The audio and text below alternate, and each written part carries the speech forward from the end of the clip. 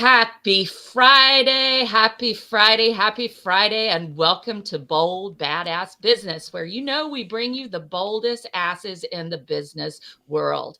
And today, I mean that in terms of just the physiology. Today we have Tom Briggs, who is a brand strategist. He's an internationally cited social media researcher. He's been an adjunct professor. He's a father, a husband, and a creative, and has worked with many think tanks and incubators.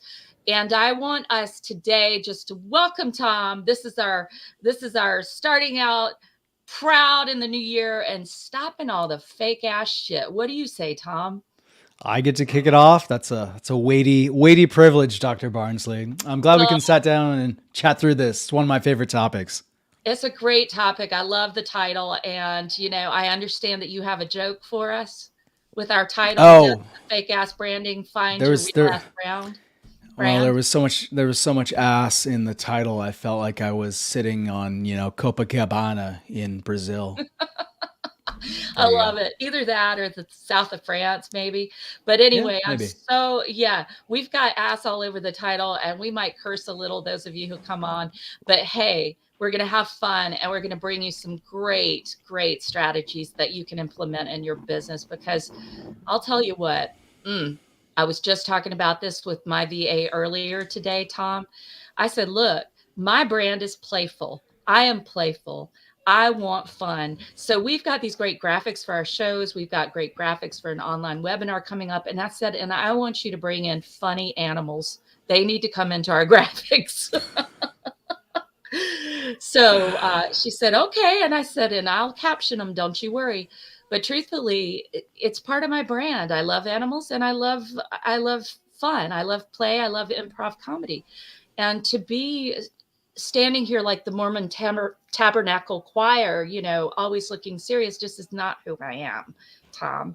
So it's got to be real. Yeah, and you've tapped into something really profound, and it's an overused word, Mm, authenticity, but it doesn't make it yes. any less true. So you found things for your personal brand that are meaningful, and there's a power that comes from being able to be the same person in our non 9 to 5 as we are in our 9 to 5, and just that integrity and Yeah. being okay with that, owning who you are, owning yourself is profound, and you're living it. So well done. That is, you're effectively killing the fake brand, and you're operating out of your true values, your persona, and just your personality. So good on you. Well, thanks, Tom. Well, I love in your bio that you talk about values led business, because truthfully, if we're not led by our values, what are we led by? Yeah, and people put a lot of weight on the word values, but fundamentally, if you pull all the fanciness out of it, values are just the things we value. They're the things we devote our time, our talent, our intellect, our treasure to.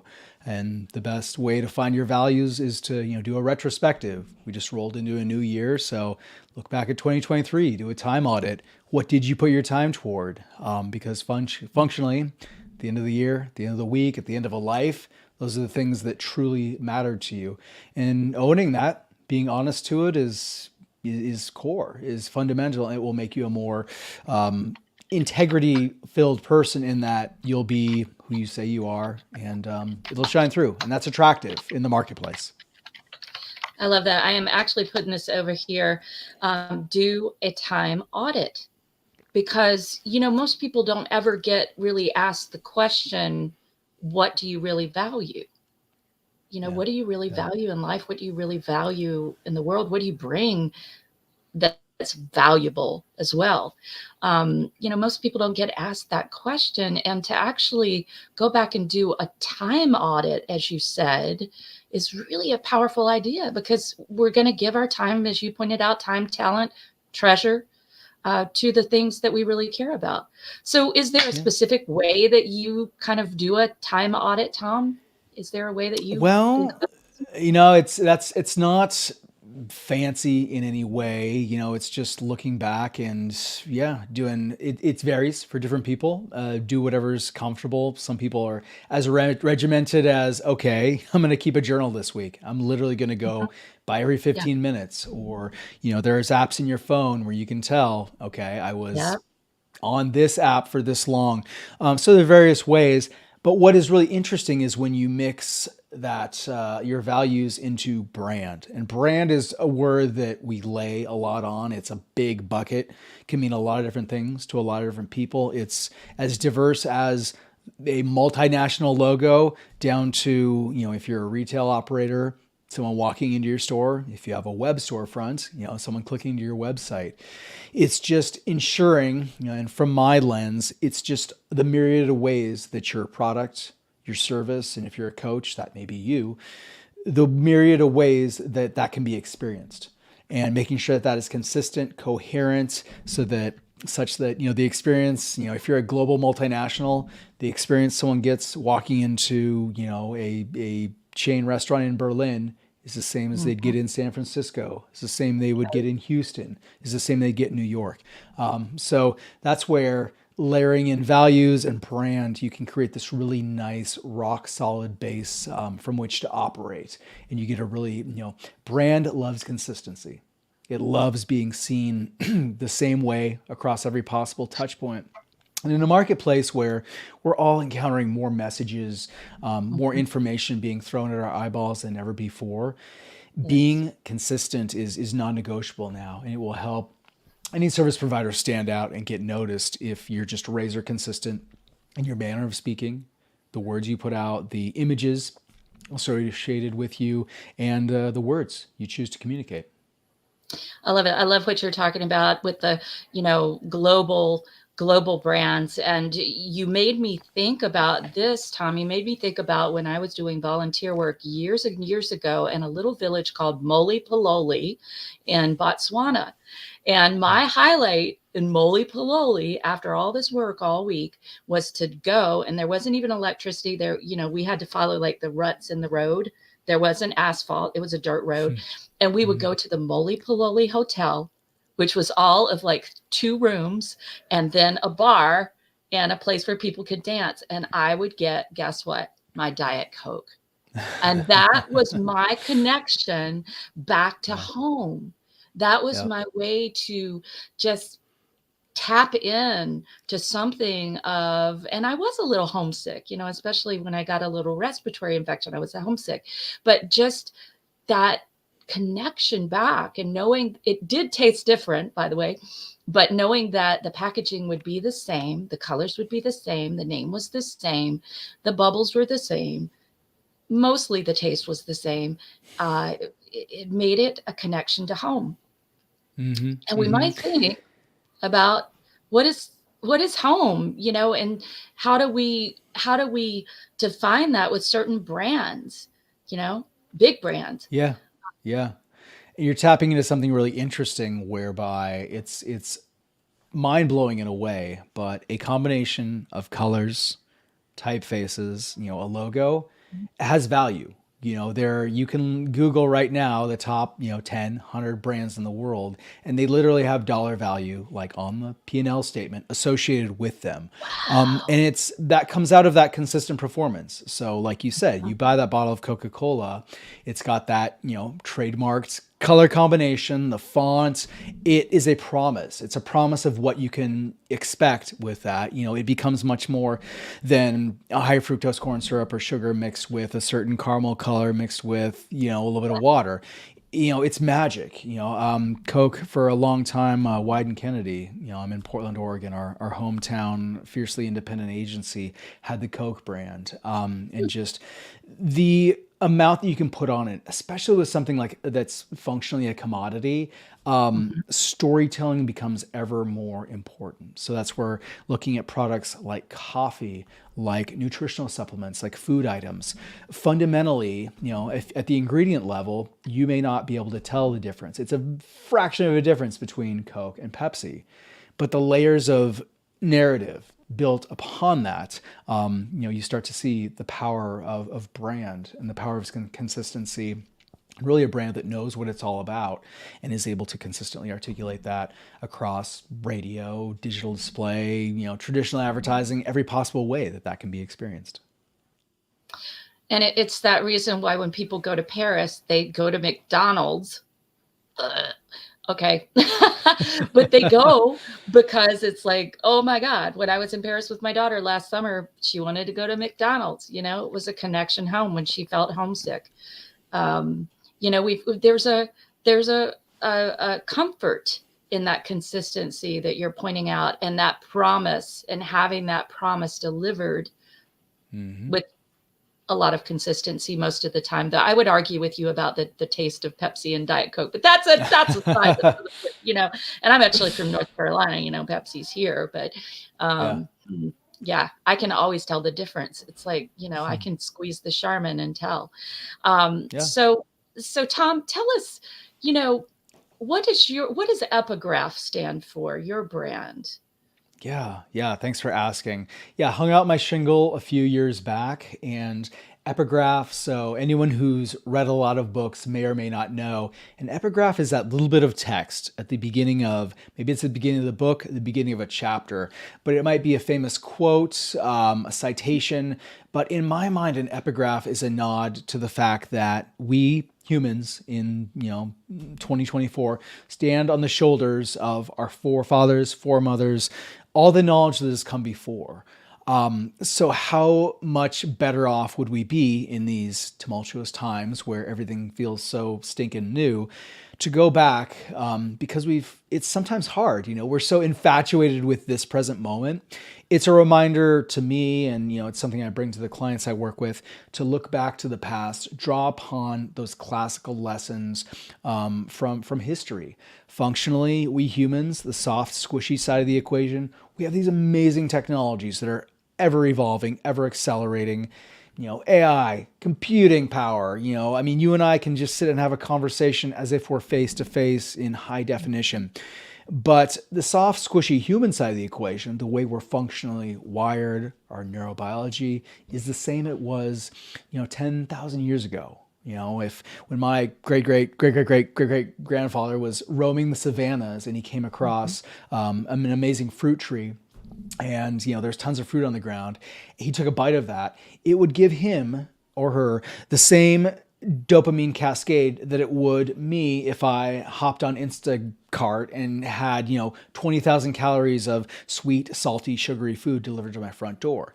It doesn't benefit me to the same degree it would them, because I can very easily get food. He or she might have gone, it might have been a month before they found that many calorie dense foods again. So I found that fascinating. It really came out of, honestly, the pandemic, where I was like, the pandemic was awful. It was really, really gnarly.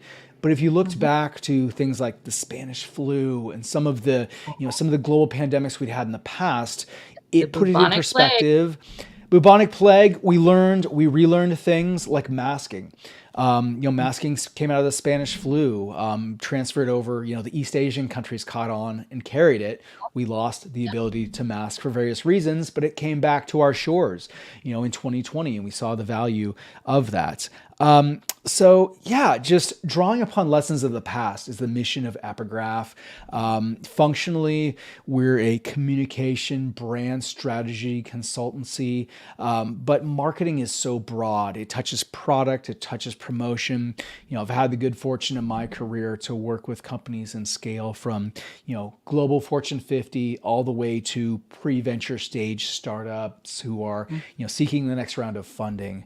And what I've come to realize, Dr. Brown, is that the music may be different, but the fundamental dance steps are the same. What you're looking to accomplish in marketing a pre-venture stage startup is very similar to what you are, if you're a global Fortune 50.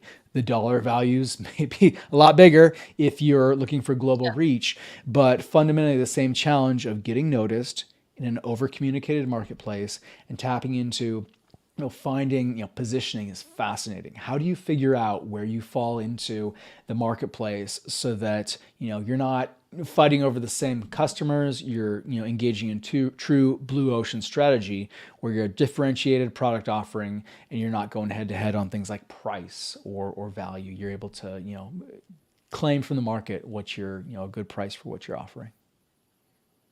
Love that. And yeah, it is a saturated, over communicated market, which means we have got to use every method, every strategy, I would say every bit of who we are to reach those who are our favorite people to work with. And, they really are usually a version of ourselves.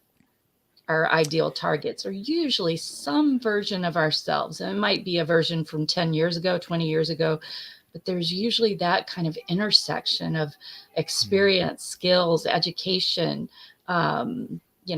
region, maybe, all sorts of maybe political party, whatever, all sorts of factors that converge, and we find some kind of intersection with those folks. So Yeah. would you say, Tom, well, let's see, what can I ask you about that? Now, I know you've worked with a wide range of people, but who are your favorite companies to work with, and why? Yeah, no, it's a great question. So I came up here in the Portland metro, and there are two ecosystems at play. One of which is Nike. They're Mhm. 5 miles down the road, and in working with Nike, anytime I've worked with them, I've learned more about brand, really refined brand craft, Mhm. storytelling, and very, very just the it's a deep, deep rabbit hole you can go down with brand. We updated, once their photography guidelines for retail, and it was a binder that thick. And Well, because it was just that prescriptive, it was you're going to choose this type of talent, you're going to photograph them this type of way, you're going to use this type of lighting, you're going to use this treatment after, such that anytime you see, a Nike produced photo, it's going to have that look, that really unique, its brand is often intangible. It's that feeling that mhm. it gives you that you just can't quite name, but it's very, very carefully curated and produced to convey that idea. Other ecosystem that's here, Intel, the microchip manufacturer based out of San Jose, their biggest presence in the United States is up here. So I was always a geek growing up. I remember building my first x86 PC with my dad. So they're another company that I've walked with through a good chunk of my career. And it's interesting because their product is always evolving, but it's something, how many of us have actually touched a microchip? I mean, it's this thing that's inside so many things we do now. I mean, your toaster, your refrigerator, your computer, your car. Functionally, there are more. It's one of the most complex machines ever created by humans, a microprocessor. So really, that scope and scale. I mean, the joy of being a consultant and contractor is I get to work with so many different companies, and it's fascinating because I always get to learn. I always get to jump in. I almost went into journalism, but one of the things that I still enjoy is just jumping into a new industry and learning all I can. The first thing I always tell my clients is bury me in information. I want to know the background. I want to know, I'll do my own research, but tell me everything you think you know. And then, coming in as a consultant from the outside, you come in with fresh eyes. And you get to ask, you Yeah. get the opportunity to ask the dumb questions of why is that thing that way? Why does it have to be this way? So anyway, long rambling response to your question, but diverse industries. I work best with clients who are disrupting things or, Mhm. don't quite have a precedent for how they can approach the marketplace. And oftentimes that's what's so powerful in looking back to the past. There may not be precedents. Cryptocurrency. Cryptocurrency feels very, very functionally new, but it dates back to some of the innovations that came out of Italy, double ledger accounting, some of the fundamentals of the Medici Bank. Yes, it's a dramatically new evolution that includes the blockchain, includes checks and balances, but functionally, that has roots back in the origins of mutual finance. So things like that. We can always draw inspiration from the past and bring it, and in drawing upon it, acting upon it, pave a better path forward in virtually any industry. So for the small business owner who's listening to this, as well as the people who may have, medium companies, most of my audience, I would say, are small business owners. Mm-hmm. But for the small business owner, how do they take those intangibles that you're talking about and turn them into a tangible? What are some Yeah. questions that the small business owner needs to really ask and ask deeply to create a brand that is recognizable so they can be the go-to person in their town or their city or their region? Yeah. Yeah. The fundamental challenge in self-evaluating is that it's impossible to read the label when you're inside the bottle. To get outside of yourself and start talking to AAA customers. Who loves you? What are they seeing? Talk to those people who maybe there's a sales pitch or conversation that went sideways. Get honest feedback. Feedback is a gift, and really honestly unpacking and seeing, okay, how are we perceived in this marketplace? What are our strengths? Mapping exercises can be really powerful. If you're in an industry where there are competitors, what factors can you put on the x-axis? What's another variable that you can put on the y-axis? And where do you fall in relation to your competitors? Is it price? Is it customer service? Be honest. Where are you trying to compete? Are you trying to be the budget offering, or are you trying to be the Birkin bag or the luxury model of your offering space? And then that will give you insight into, okay, if we're like this, the people who are going to resonate most deeply with us are also going to value that. And it just becomes much more resonant. And then you can start really thinking about, okay, who are the other brands that these people trust, and build out, one of the things I really enjoy crafting with my clients is customer personas. See, no one ever got inspired by, we're seeking hiring managers mid-career, so think 35 to 45, they're probably male. Let's name that individual. It's Steve. Steve works at this type of company, and Steve trusts these other brands. And really, that starts to become a really nice shorthand and encourages a business owner to step into the shoes of those prospects and say, okay, these people, if they're reading this type of news, they follow, we're probably going to find them in these spaces, and we're going to be able to use these words to speak to them. And these are the words that are going to perk their ears up and make them say, oh, hey, tell me more about that. So really unpacking that, customer personas can be extremely powerful. And then beyond that, getting input, getting feedback, getting outside perspective on how you're genuinely being received. Let me pause you for a second, because a lot of Yes. people talk about creating your ideal client avatar. How is that different from the customer persona? Or is there I a would difference? say they're very similar. Yeah, two names for the same thing. One thing I would challenge, and I think is a really interesting thing. So we form ourselves with the brands with which we associate. So I would Mhm, say with those avatars, where are they shopping? What are they driving? Because mhm. that's going to really help. That becomes a really nice shorthand.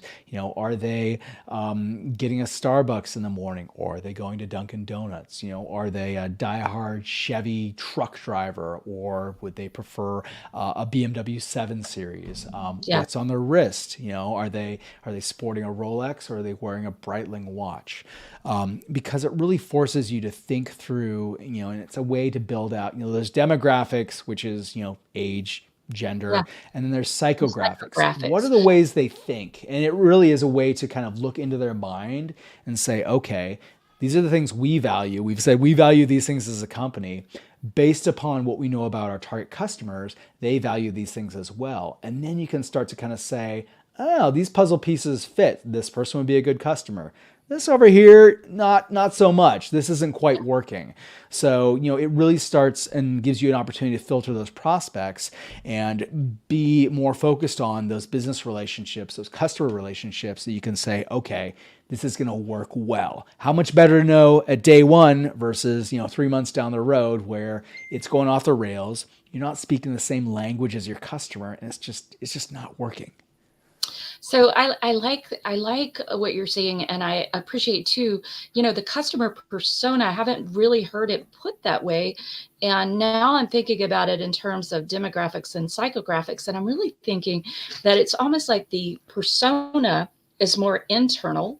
It's more the psychographics, and the ideal client avatar is could be perceived as more external. Where do they go? Where do they hang out? What do they wear? Yeah. Just an idea. Hey, this would be a Yeah. good Yeah. A article. great way to What's look the at it. difference? Hmm. Because when you're talking about like naming them Steve or Stevie, if it's a woman, Yeah. Steve Nicks, naming that persona, it gives it an individuality that Yes. it comes from, and a personality, Yeah. that is not really always there in the ideal client avatar, right? The Hmm. ideal client Yeah. avatar, the way most people write that is pretty broad. I mean, it's, I work with women 30s and 40s who are struggling in their business, blah, blah, blah, and they want to make a positive. It doesn't have the level of specificity and necessarily have the psychographics that a persona could have. So that's just interesting to think about, I think, in and of itself. And for everybody listening, who is that person that you imagine when you are creating a piece of marketing material? Who are you imagining that this is going to? And that's Yeah. that customer pursuit persona, ideal client avatar. Who is it going to? And I think what most small business owners do is we are way too broad about what we Yeah. envision. I wouldn't be, yeah, do not be afraid to thin slice those personas. If you're sort of feeling split between a couple different, like break that into two, and really Yeah. get clear. And the more clearly you define what that persona is and you can start adapting your messaging and say, okay, we're trying to reach, a Steve versus a Stevie. How do we vary up that message? What resonates with Stevie versus Steve? And then you get really finely nuanced in your manner of speaking, the way you're pitching, your offering, and you can get really, really granular and dial it in. You made me think of something else too, Tom, when you were talking about what Yeah. brands do we associate with. We are who we associate with, and the same thing is true in terms of brands. So you and I now are going to be associated forever on the internet, Yeah. for better or Yeah. for worse. Tom, I better keep my mouth clean Much on here. better. Absolutely Yeah, better, Doctor hopefully Doctor much better. Bramsley. All Two better. All better. renegades, two renegades, right? And I called you a renegade in the description, by the way. I hope Oh that's not, yeah, man. All just right. that I you're a like it. renegade. Oh, I think you're a man. renegade. Bad boy. But we're Thank going you. to be associated, and it's interesting because when people talk about, finding your joint venture partners, they don't necessarily think about it in terms of brands that are coherent or congruent, or that's not the word or that could be that are very deeply resonant with each other. It becomes a nice filter you can apply to, yeah, which fellow travelers, which Yeah. collaborators you're seeking out. Who Brand you is as much a hire. story. Exactly. Yeah, you're going exactly what I was thinking. Your brand is as much something you broadcast out as a story you tell internally. So yeah, if it Hmm. becomes a rallying point. So if you're hiring, if you're looking to, drive deeper employee engagement, how much better, especially with the up and coming generations.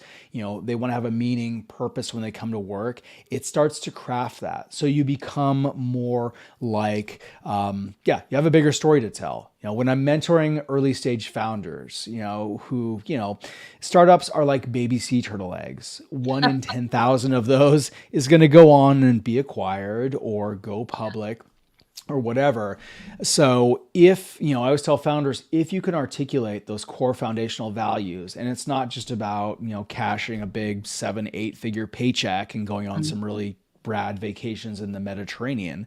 If you genuinely want to give the world a gift, put your positive dent in the universe, a la Steve Jobs, it Mhm. starts to pull a lot in your favor. People will be like, "Oh, you're not just about making a buck. You want to leave this spinning ball of rock a little bit better place and form a better, give a contribution to humanity. A I want legacy. to be part of that. Like, yes, I will sign up for that. That sounds cool. Yeah. Yeah, It's a legacy. It's the difference between just living, kind of consumeristically or living a legacy. yeah, Um, and yeah, I think so many of us who come into our businesses, I'm a solopreneur. I do have my tax guy, I have my virtual assistant, I have my yeah, my team, but I'm really essentially a solopreneur. And when we come into this, it's like the business is me.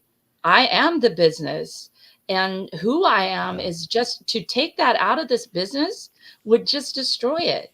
yeah, Um, and it can create, I if we think about this, it can create a difficulty for solopreneurs too, Tom, because when we receive rejection, it's almost like, oh my God, I've just been rejected, right? yeah, I that yeah, person didn't want to enroll in my program. Oh my God, that just hits me.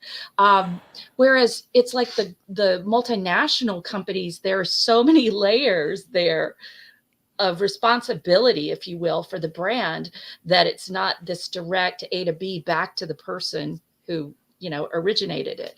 yeah. Um, just thinking about the differences here, how do you see that play out in your work with people?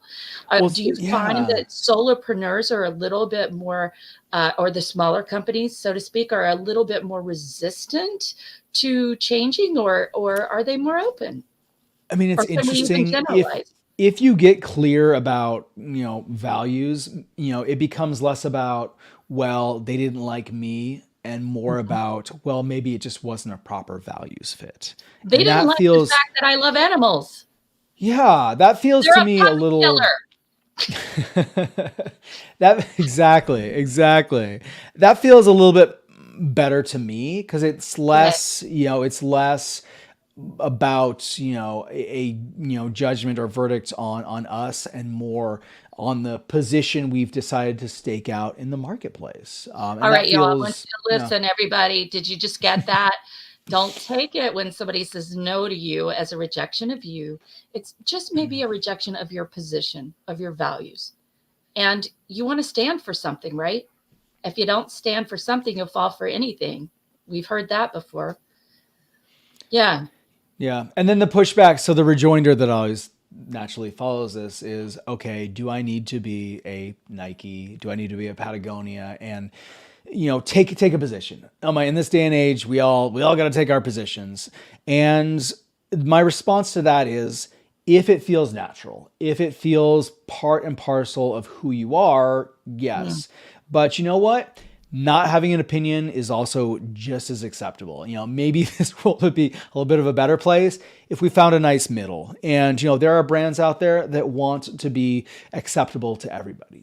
Procter and Gamble. Things that Yeah. we all use, travel. There are these Yeah. common spaces.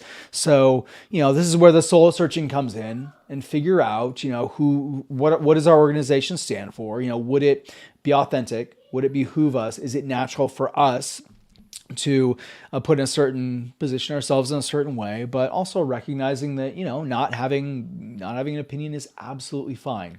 Saying, we are going to be amazing for whoever we come in contact with, and the only people we don't want to work with are jerks who are, come in and are jerks to everybody. So yeah, that's that. I would put that caveat.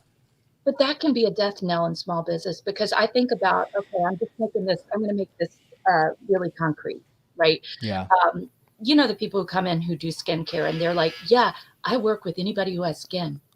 And you think, this is not working for me. It would be a lot easier for me to refer someone to someone who says, I work with men and women who have lost their hair and are going through cancer treatment and feel like they are ugly yeah, and yeah. want to have their self-esteem improved and their confidence And restored. yeah, and now you're tapping into the bigger storytelling of it's Yeah, not just improving skin, it's getting confidence back. It's It's returning you to feeling good in their life. skin, It's right? feeling, it's growing. Yeah, it's growing who you are as a person, and you start to, we all know Maslow's hierarchies of needs. Yes. You're going further up the hierarchy into tapping into self actualization, helping that person to be a better human, a better partner, a better father or mother, a better auntie, a better niece. Take your pick, but you're calling them.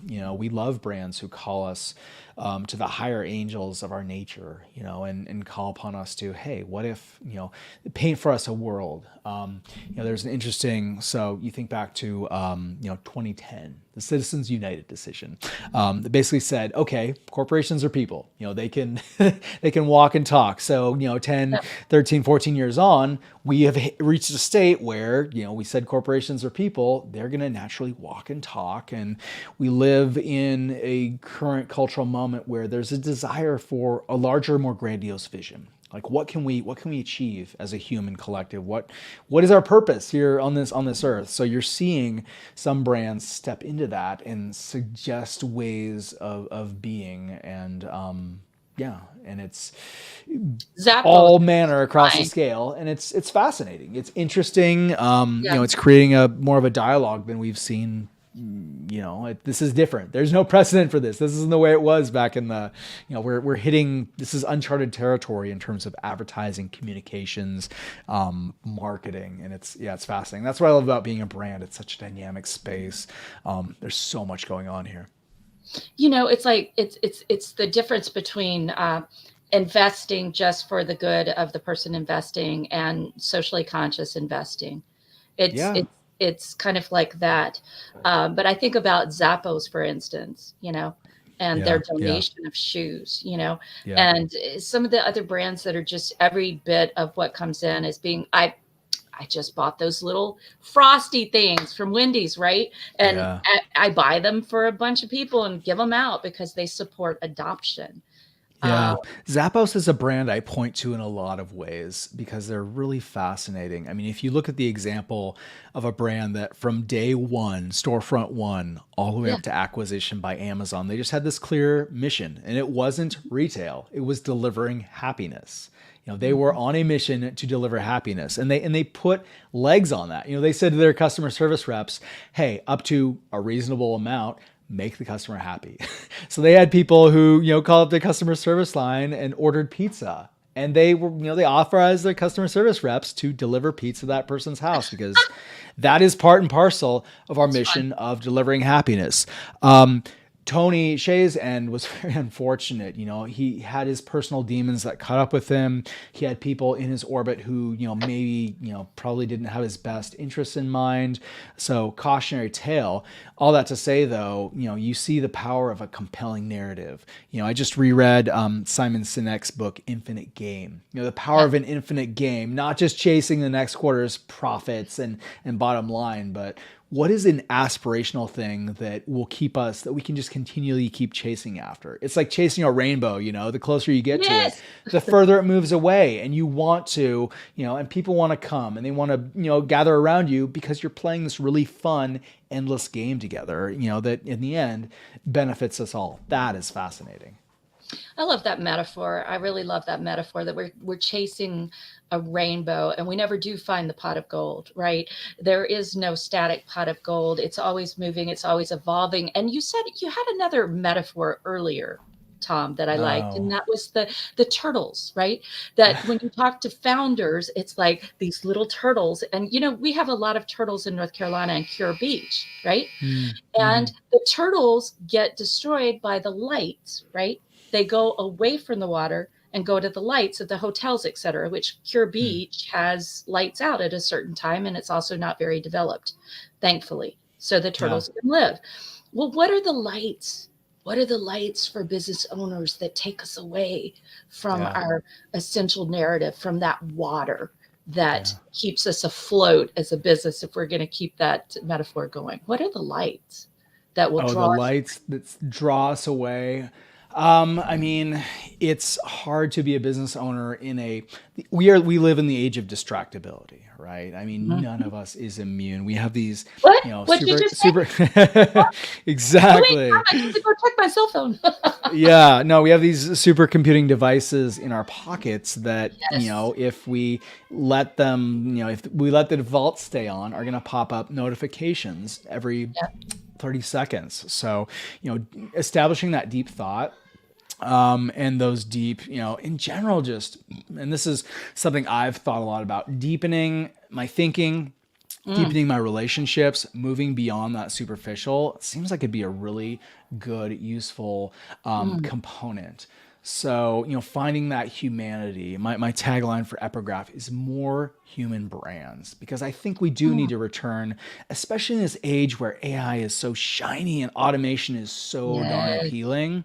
It feels like, there's going to be a pushback, or at least there should be, where what does it look like to sit eyeball to eyeball again? It's almost, what do we lose when it's all done through an app, or it's all automated and you don't even have to look at the human who brings you your Instacart delivery, or brings you your meal on Grubhub. So I think there's this need, at least, I don't know. I don't know if you're feeling it. I know I am. I want to be in more human spaces, especially after craziness Voila. of like the last couple of years where, through the camera was the only way we could do We it, were and we couldn't even isolated. be in rooms together. Yeah, yeah. I mean, it's just, we humans are social, functionally, fundamentally. Like, it's just, we do well when we can see and touch and Yeah. smell and be in a room with each other. It We're just kinesthetic benefits us. beings. I mean, it's a part of who we are, and some of Yeah, us are more kinesthetic than others. I yeah. recently started going back to my spiritual community and in Mm, person. And I mm, had really mm-hmm. fallen off of just even looking on Zoom, watching on Zoom.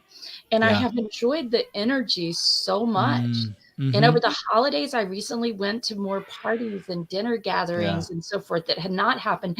And we have gotten, I think, as a society and even as business owners, as business owners too, we have gotten accustomed to isolation, a kind of isolation, physical Yeah. isolation, which, as you point out, is also a sensory isolation from Yeah. other people. It's proven, if we want to talk about dopamine hits, that we need to be around other people. We need to be patted on. We need to hug people. We need to, like, Yeah. be around people and Yeah. animals, Yep. you know? Yep. Yep. No, well And said. so when we're living like we're in a vacuum, which was COVID, I mean, it kind of all of us in a bubble makes me think Yeah. of the Grey's Anatomy, right? Those where they have people in bubbles, these plastic things.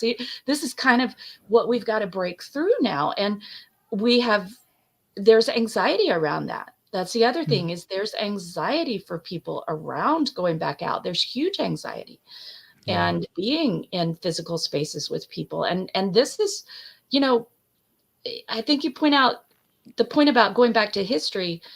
I don't think we can live in a vacuum like this. I don't think we can exist like this. I don't It's think so. no, No. I I mean, don't think we we we can can get keep some on. really amazing, we can get some amazing experiences. VR is fascinating, but, there's just something around, yeah, being around others that it just deepens. It fills in, something in us all that we just need.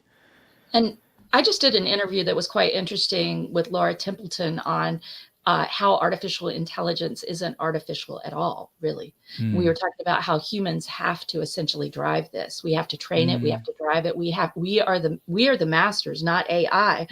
And this again is just like, it doesn't matter what our strategy is if the deep message, the deep thought, the deep values are not there, then it's, Yeah.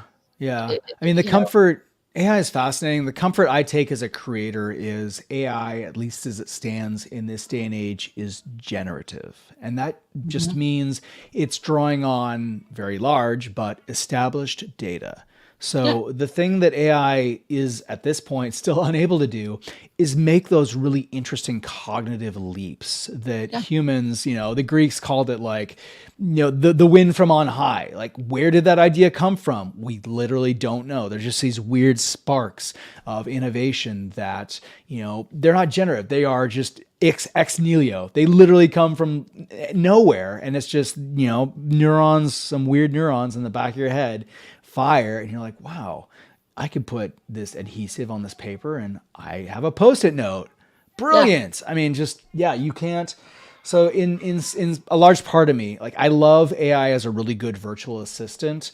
Yeah. In terms of developing original, I don't know, original thought and novel things, I still Yes. see, back to the tagline, more human brands. I still see a lot. We humans have a good long future ahead of us. Yeah, Yeah, we've got to use it as you say, to work with what we've already created, the ideas we've already thought up that are interesting and different, are fascinating even. Then we can use AI to yeah, articulate it, to organize it even, but it's not gonna really create it. It's for us. It's not, thankfully. I yeah, mean, yeah. you know, so this is really, I think, a really thoughtful discussion, Tom, that people can ask themselves, what is really the rainbow I'm chasing?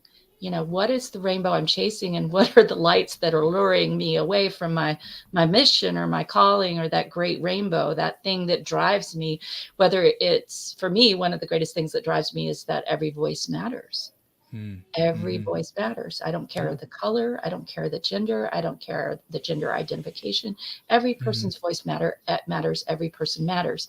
And that is something that is just fundamental to who I am on the planet and to my business. And so when we understand something like that, it's so easy to peel away what is not that. Mm-hmm. And what is Mm-hmm. not that is Yeah. bureaucratic bullshit for me. The academy, and I've had some discussions about academia, you know, that was not a place where every voice mattered, just in the nature of the canon. Some things were out and some things were in. Yeah. Yeah. And Yeah. understanding what we stand for and why, and then being able to convey that in a tangible form so other people can get it, is important. And I guess as you were talking, I was thinking about brands of politicians, and maybe we shouldn't go there. However, there are brands that I think are extremely dangerous. Let's think about the swastika, wait, which was originally a spiritual symbol, by the way, but Yeah. was taken by the Nazis and turned into, um, you know, the ascension of the white race, the Caucasian race. So, what about that? What about when a brand goes south, so to speak? I mean, yeah, there are symbols. So symbols, there's a whole study of symbol theory called semiotics, that is Right. I just, studied that in graduate school. Yes. yeah, yeah. So you Semiotics. Yep. see how, I mean, lines and colors have no meaning on their own. We Exactly. humans impress meaning upon them. And there are, yeah, no, it's a deep, fraught area. I think, when brands do go off the rails, what is, do you rebrand? Do you rehab? Yeah, it's interesting. So done properly, a brand is a long-term, you're building this up over time. This is thousands of hours, thousands, hundreds of thousands, millions of interactions. So leaving a brand behind or doing an update it's a little bit like the nuclear option. It's an option of last resort unless strategically it coincides with a significant departure. So Airbnb, their rebranding, it was very significant, but it coincided with this evolution in who they were as an organization. So I'm pitching a rebrand right now, and I'm walking the client through it, and it's like, this is going to be a moment where it's an established company, but we're really going to dive in. We're going to figure out, where have you been, because your brand encapsulates your history. Mm-hmm. It's part of you. It just is. And then looking ahead to the future, who do we want to be? What do we aspire to? And then when you get to things like colors and fonts, that's what a really practiced commercial, identity designer can step in and help you do. And there's a rhyme or reason to it, and it becomes more natural. I did a rebrand for a technology provider back in, gosh, this must have been 2007 or 2008. They're in upstate Syracuse, New York. I always remember we went in and presented our new logo, and central to this logo was this deep royal purple color. Mm. And I always remember presenting it to this, boardroom of white men in suits and middle aged. And the CEO kind of raises his eyebrow and says, "Really? Purple?" But we were able to show the color study and say, okay, Okay. in your industry, there's, companies that have red and blue and green. No one else has claimed this space. So Mm. if you go to your next trade show, if you advertise in your next trade Yeah. publication, and you use this as a central part of who you are, you will Mhm. stand out. You will be visually differentiated, and that will create space for you to speak to your product offering, which is different, and your service offering, which is different.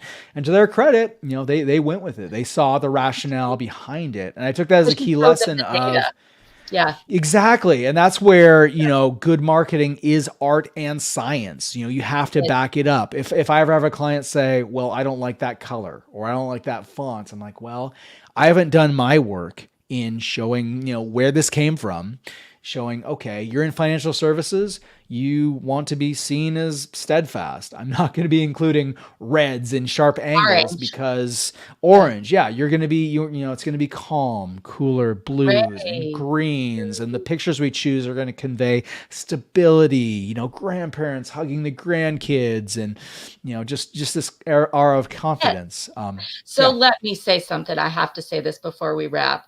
And that Yes. is okay. I had a big discussion with one of my first VAs because she would Mm. always send me stuff with white women in it.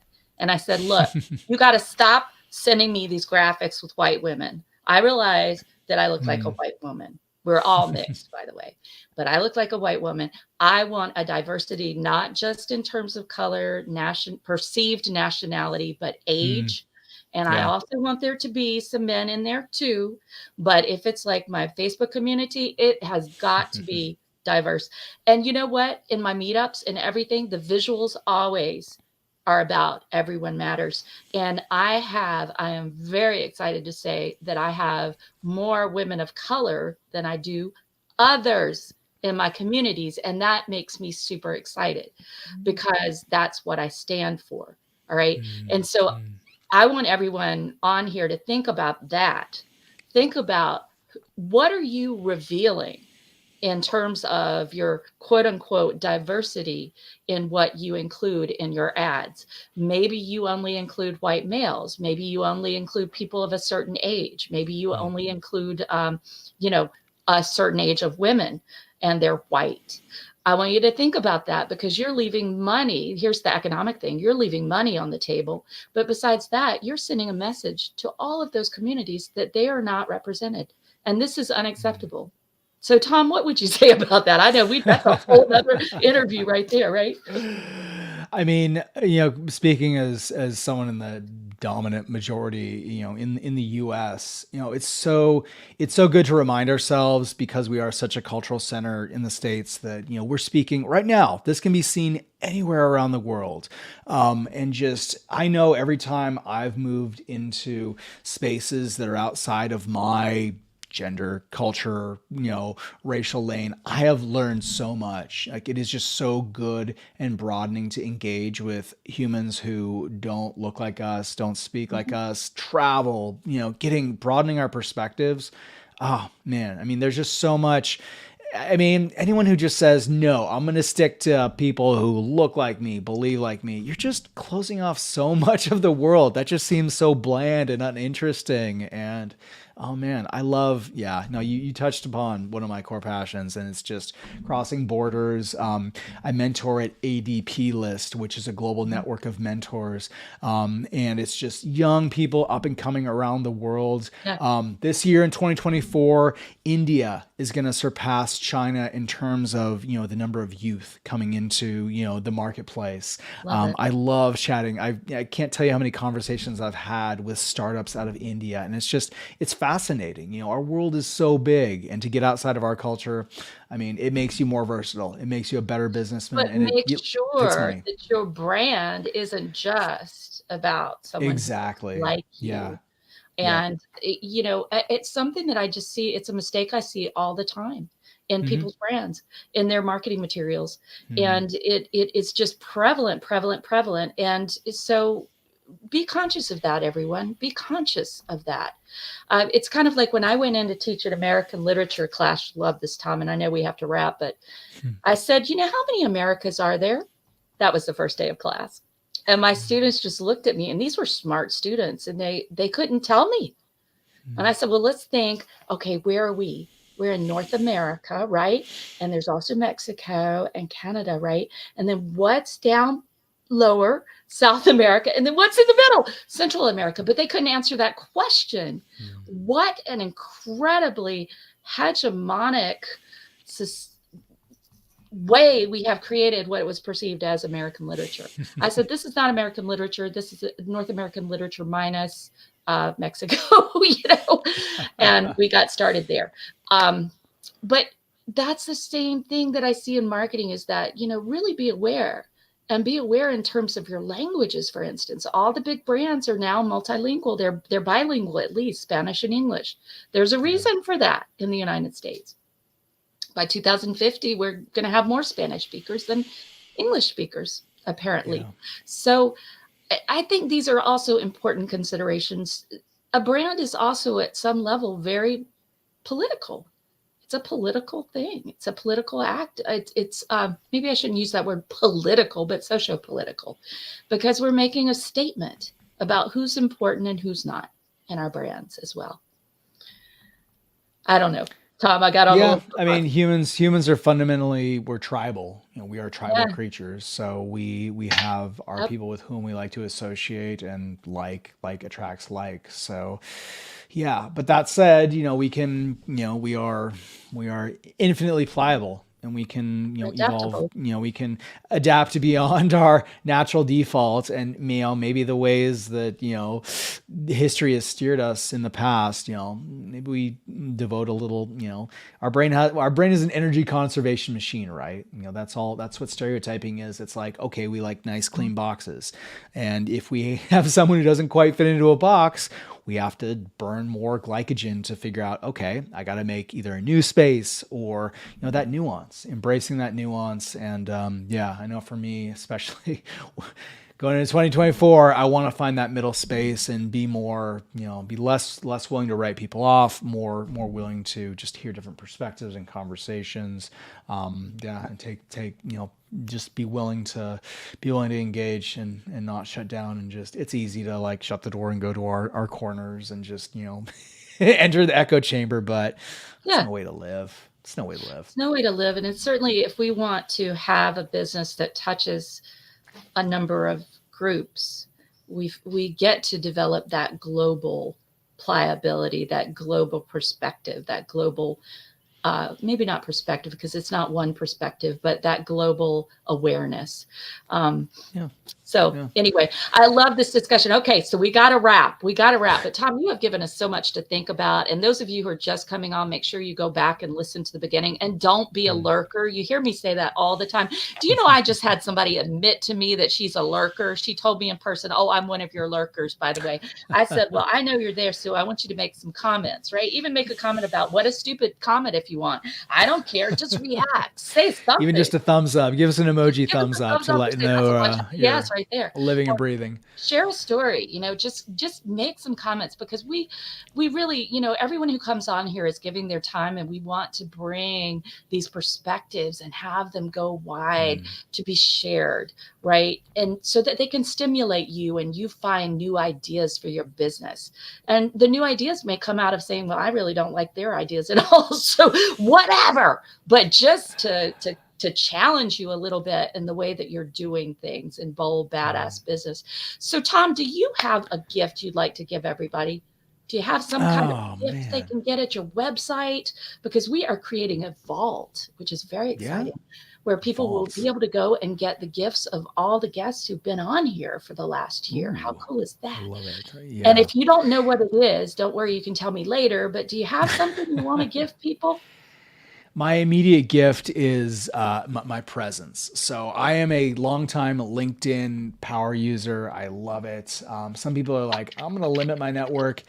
I reach out to everyone. So I promise, anyone who, reaches out with a connect on LinkedIn, I will make an introduction to my network. Let's connect. My only gate is that you're committed to, being a decent human. Let's leave this place better than we found it.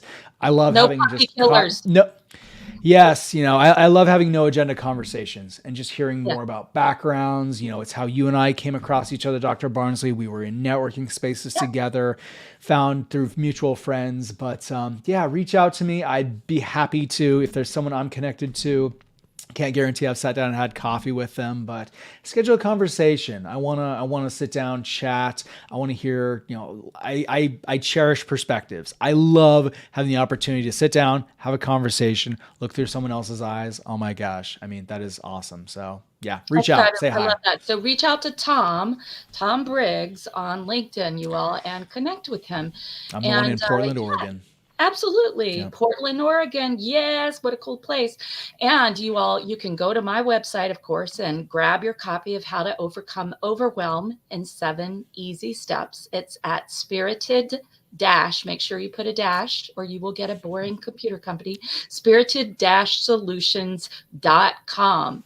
All right. And also, you all, those of you who go there are going to find out about a complimentary webinar online workshop, really, because it's interactive and it's a networking party and seminar that's happening periodically. I've got one coming up on January 25th, 2024. So go grab your copy of the ebook and you'll also be getting a message about that and you can join.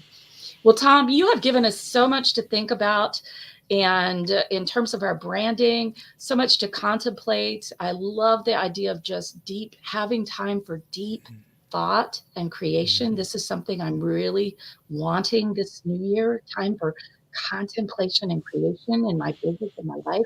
So I love that. And I would encourage everybody here to take some time and do that time audit, do that values audit that we talked about at the beginning, and to ask yourself, what is really important to me in my life, in my business? What am I here to give to the world? What am I here to chase? What rainbow am I chasing and why? And you may not be feeling like a bold ass, a badass right now, you all. Sometimes we don't in business. Sometimes we feel a little weak and like we're imposters. Well, that's normal. All right. So just get the fuck up and create something because you are a badass or you wouldn't be listening to this show. Right, Tom? You know, exactly, exactly. you wouldn't be here on a Friday afternoon. And thank you again, Tom. Any last words you'd like to give us? Oh, thanks for giving me the space, Dr. Barnsley. If anyone wants to find me on the internets, hello epigraph, HELLOEPIGRAPH.com. You can find all the socials, links, and more about us. And reach out, say hi. Love to connect. Fabulous. So see you next week, everybody, on Bold Badass Business, 4:30 p.m. Eastern, 1:30 p.m. Pacific, every Friday. Don't miss an episode. We have some incredible guests coming up.